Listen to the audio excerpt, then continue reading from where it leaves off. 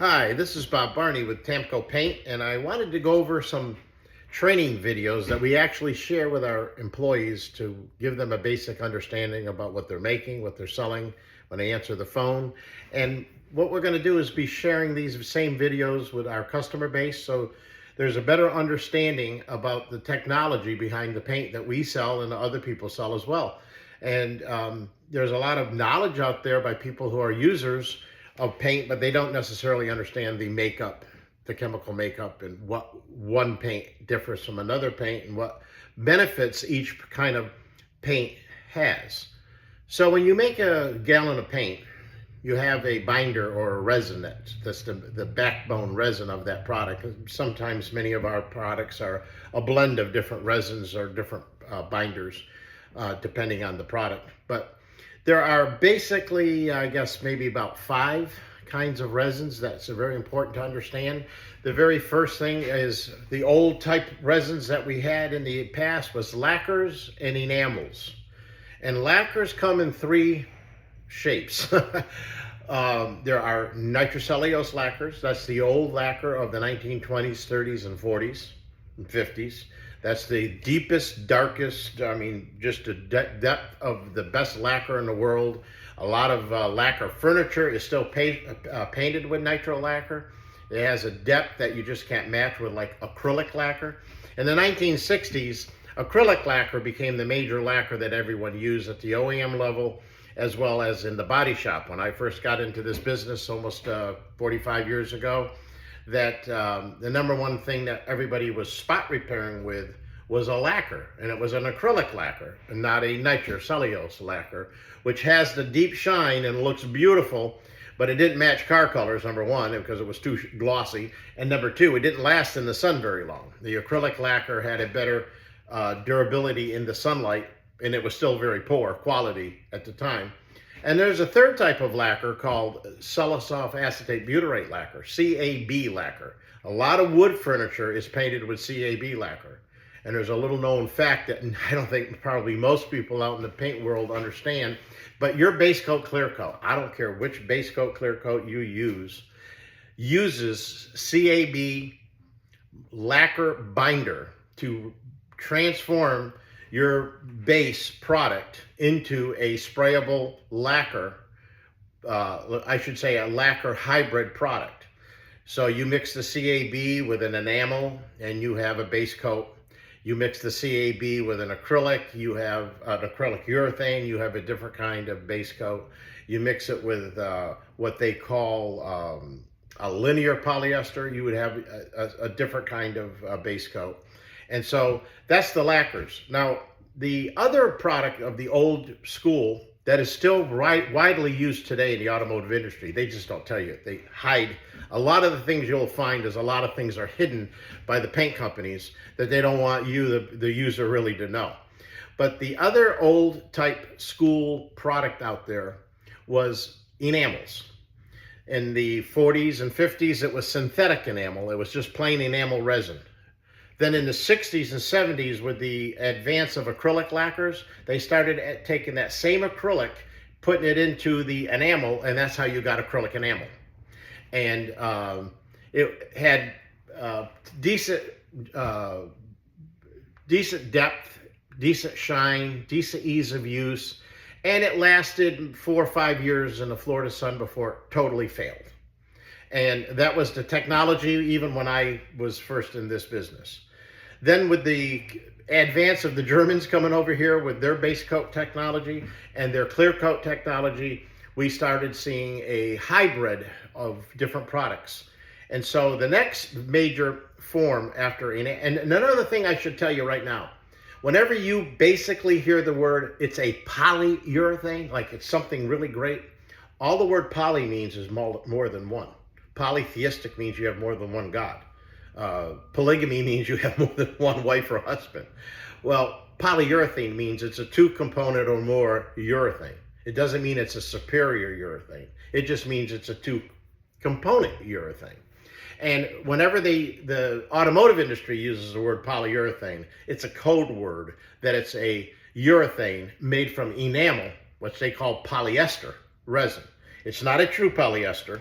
in the idea of like of airplane paint, all grip or Lumigrip, which is called a linear polyester, which is a resin all by itself, and we'll put that on the side. That's marine, aircraft, very durable, very chemically resistant, but it does not have great UV resistancy. But so when you see a lot of the main lines out there, and they talk about theirs is a polyurethane, they're just saying it's an enamel that has a cross-link or hardener with it that cross-links it into a urethane. It usually is very easy to spray. Enamels are very user-friendly. They lay down good. They shine up good. It's hard to make them go flat. Water doesn't really affect, because if the catalyst is robbed by moisture in the air or moisture in the lines, it doesn't really affect the shine, because the enamels are going to shine by themselves. The problem with the polyurethane, that's an enamel-based polyurethane, is just 2 to 3 years life in the state of Florida. That's it.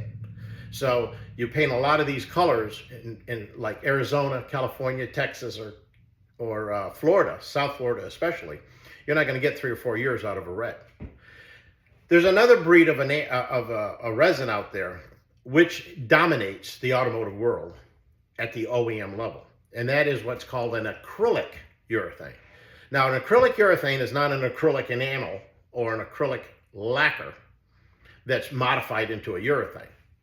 No, acrylic urethane is a unique resin all by itself that is got superior UV resistancy, even without UV added to it, like all good paint companies add the maximum amount of UV we do. There's actually 2 UVs. There's one called 1130, and then there's one called 292, and they have 2 different things. One blocks the sun, one absorbs the sun rays, and it gives you total UV. But the acrylic urethane resin, even without UV, will outlast, like for an example, an enamel urethane, a polyurethane as they call it, even with UV, something most people don't know. There is a reason why, I don't care if the car is made in Germany, France, Italy, Russia, China, Japan, America, or Mexico, every single car is clear coated with an acrylic urethane.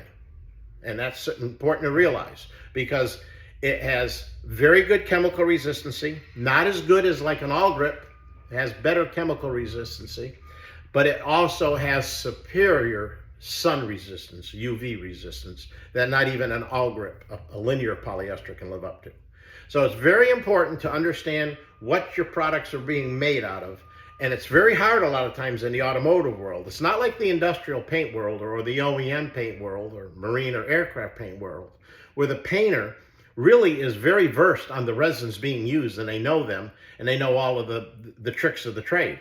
In the automotive world, we have a lot of paint companies that try to put, I had a rep used to call it foo-foo dust around their product, so you don't really understand what they are.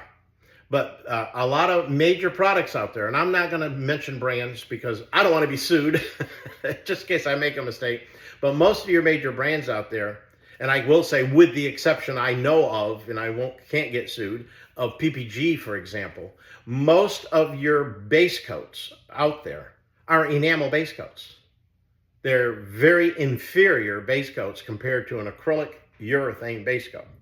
And we're going to get in another episode, another story of the differences of base coats and what the backbone resins are, what the CAB resin chosen is to convert it to a base coat, what it means to the product performance. So be aware that there are many types of resins, and the type of resin being used has its advantages.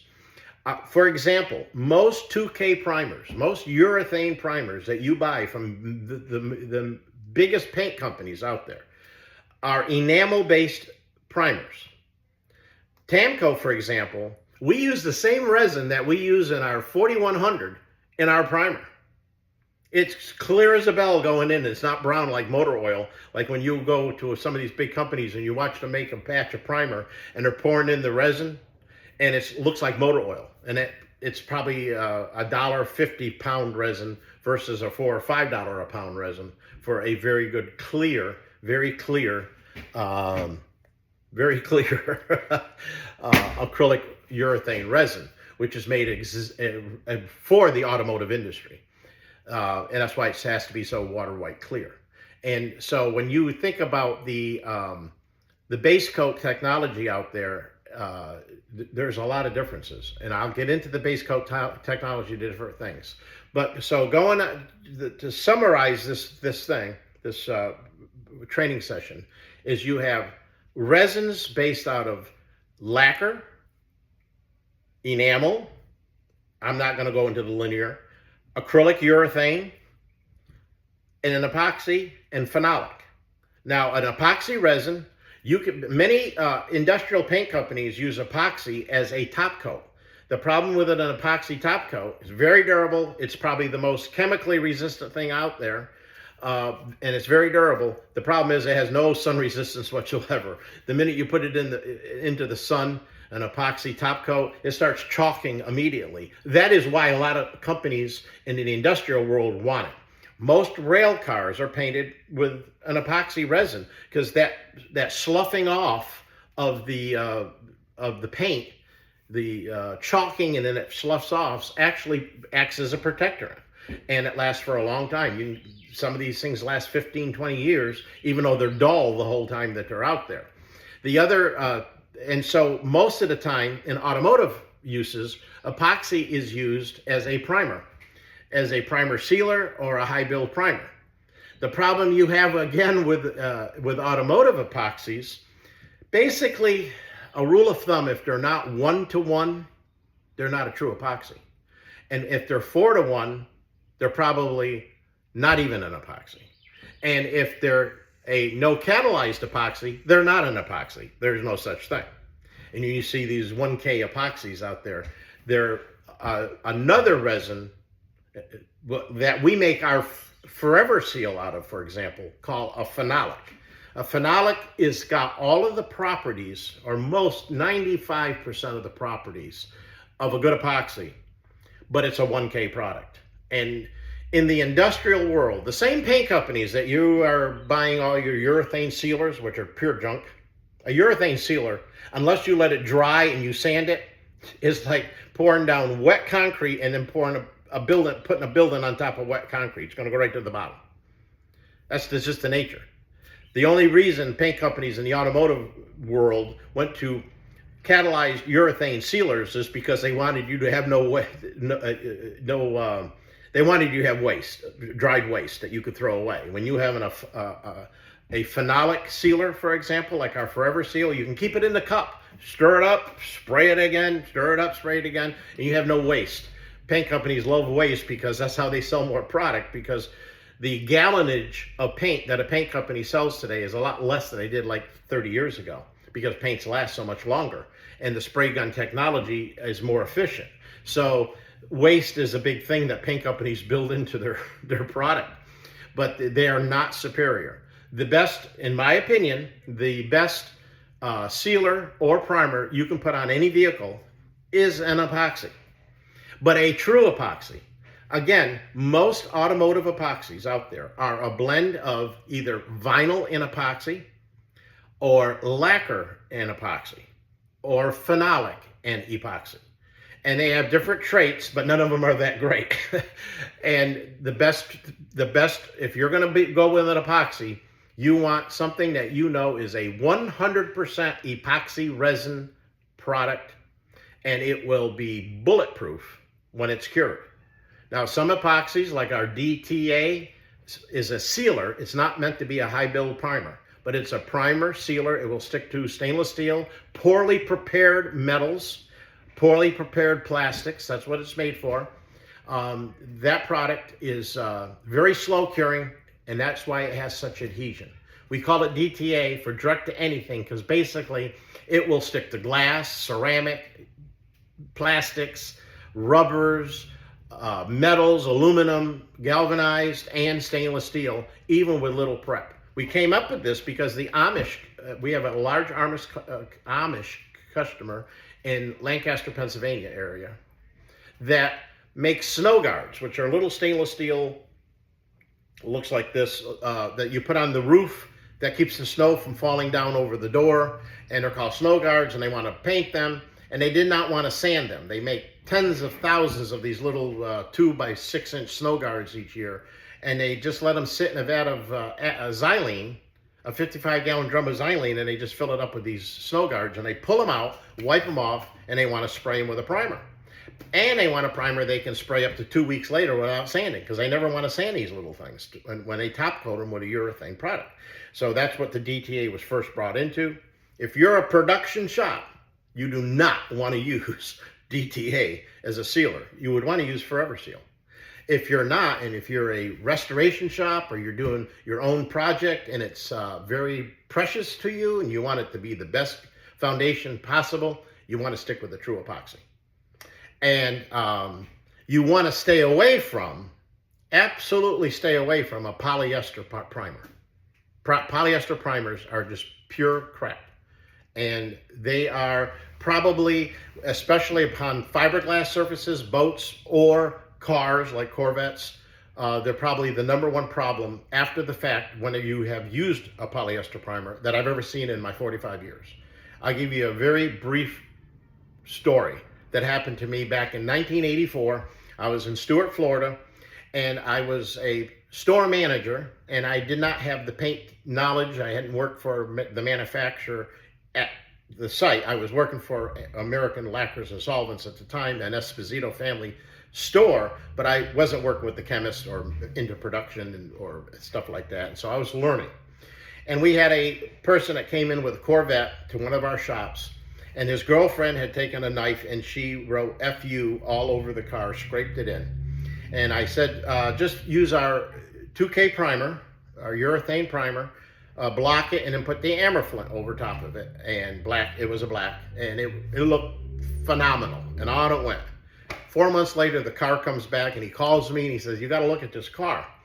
And everywhere where she carved in the FU was showing through again. So Larry Hall was our technical director of American Lacquers at the time, and I called him. He was a big Cherokee Indian guy, a karate expert and an ex-Vietnam Marine. He was a big guy. And he came to look at it, and he goes, oh, you used feather fill, huh? I said, how do you know that? He goes, because that's what I'm looking at. How did you know that? And he goes, because that's what happens when you put feather fill and you think it's going to block something out. Feather fill is pure crap.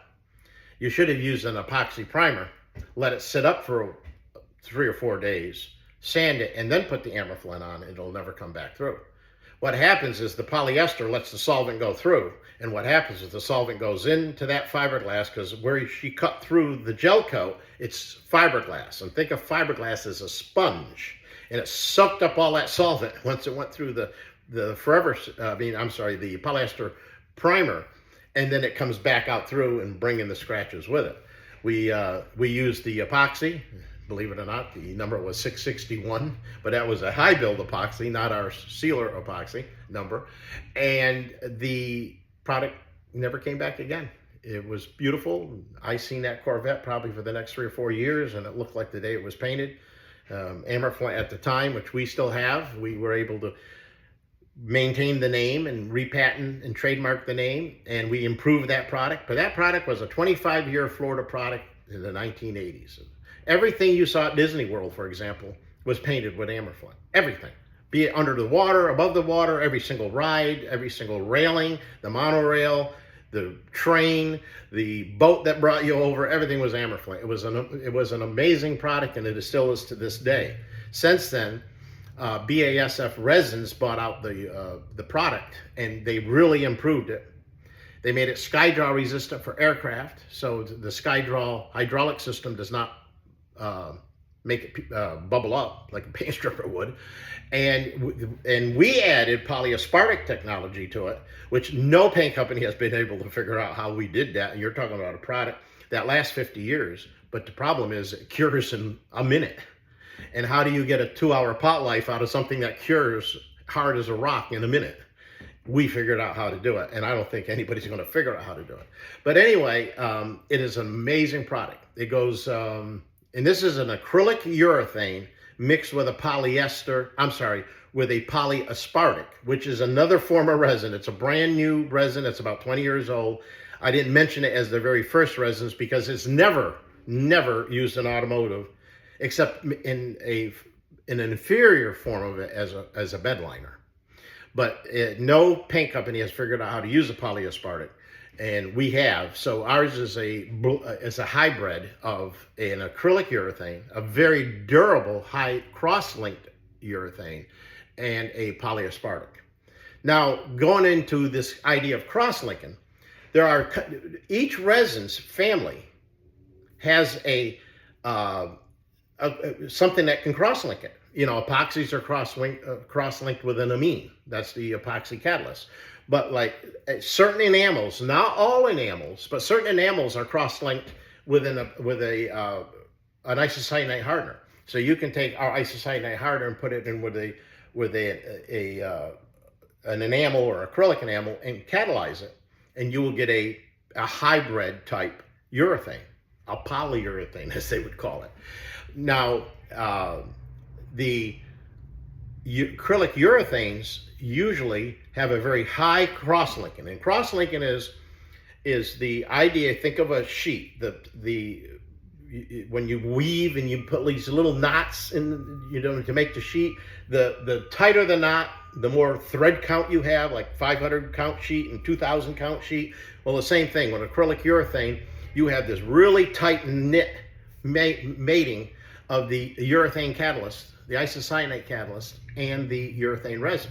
What's important to realize, of all the products I just told you, the one problem with an acrylic urethane, which is still the best paint you can put on your car, but the biggest problem with it is very moisture susceptible, because isocyanate catalyst would rather have a sexual relationship, would rather mate with water than it would want to mate with the resin in your paint. And so if there's any high humidity situations or water in the reducer or something like that, you can have a cross-linking happen, and then you have a product that's going to fail. It's going to die back overnight and lose all its gloss because it never catalyzed. Acrylic urethanes must be catalyzed. You cannot spray them and they dry like an enamel will or a lacquer will. But like an epoxy or a polyaspartic, they have to be catalyzed. And so that is the wrap-up of the resins and the resin technologies. And now the next few videos, we're going to get into what is a base coat, and what is a single stage. What is the difference between an acrylic enamel and a acrylic urethane, for example? What's the difference between the CABs, that's the lacquers that go into a base coat to turn it into a base coat? What's the difference between your top coats? What's the difference between clears, acrylic urethane clears versus polyurethane clears? What is a 1K clear that people do, or some of these other things out there, UV curable clears? We'll get into that in the next few videos. But until then, just to let you know, this is our paint mixing room at the paint plant, where we actually make the car colors and stuff like that, fleet colors and the base coats, the custom colors. And we have, as you can see, our mixing machines, one for marine, one for aircraft, one for urethanes, one for base coat, and that's what we have.